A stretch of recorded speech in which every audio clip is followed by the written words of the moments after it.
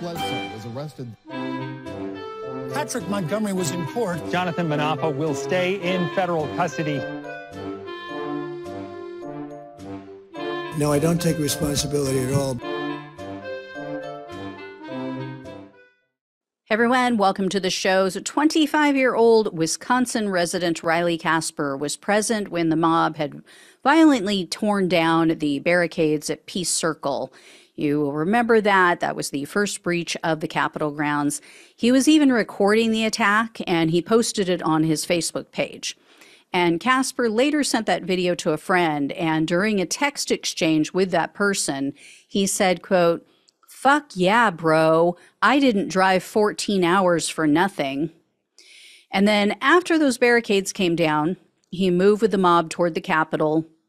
He was present when they broke through additional police lines, and then Kasper maneuvered toward the front of the next police line at the Lower West Terrace. That's where he shot officers with bear spray.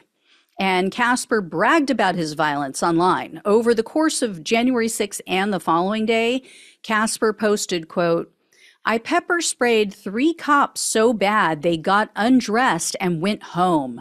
Gently brazed many others several times. I basically organized my own little militia, and we fucking took over Congress." Also, quote, "I mean, the rest of the crowd gave support, but as you can see in that video, it was my group that busted the first gate and kept chasing the cops down and pushing them back into the Capitol." He also wrote, quote, "There is something satisfying about pepper spraying cops in riot gear and watching them run from you like a bitch, even though they have face masks, billy clubs, and full fucking body armor." Those were all public statements. So Kasper sent a very damning message as well to someone, and he said, quote, "As the day went on, there were cops that started taking our advice and leaving. I don't know if they quit because they wanted to make it home alive or if their commander let them. But yeah, one dude got pulled into the crowd and slammed on the ground on his back. And his club pepper spray, cuffs, radio, everything got ripped from his belt. Somehow I took out my baton and got right down in his face and screamed, 'Just go back home.' Then stood up, offered him a hand to help him get up and give him back his radio, 'cause I had that, LOL. And he turned and walked away, and as far as I know, left. I'm pretty sure dude thought he was gonna die that day, LOL." Yeah, so laugh out loud funny to make people think they're gonna die. But tell me again how this wasn't an insurrection, how this wasn't domestic terrorism. So anyway, while Kasper was in jail following his arrest, he was recorded on the jailhouse phone, and he told someone that he looked, quote, "like a fucking badass." This was in the pictures of him spraying the police. "Yeah, you look so tough in your little cosplay G.I. Joe outfit, surrounded by other wannabes, outnumbering the officers, by the way, by thousands to one. So tough when you outnumber them. Let's try you one-on-one." So Kasper was arrested on March 15th of 2022, and he was indicted on charges of assaulting officers with a dangerous weapon, civil disorder, entering restricted grounds with a dangerous weapon, disorderly conduct on restricted grounds with a dangerous weapon, and 2 counts of violence, one of which also included that dangerous weapon enhancement.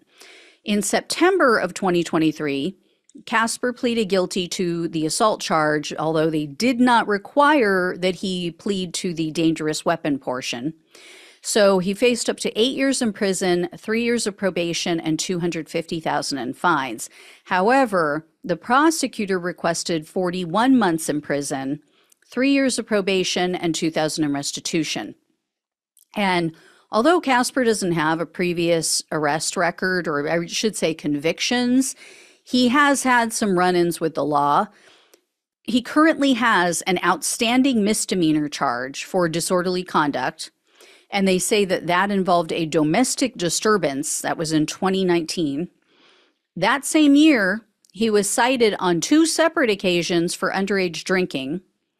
And in February of 2021, the prosecutor says that Kasper was, quote, the suspected intoxicated driver of a crashed truck, although it does not appear that the incident led to criminal charges.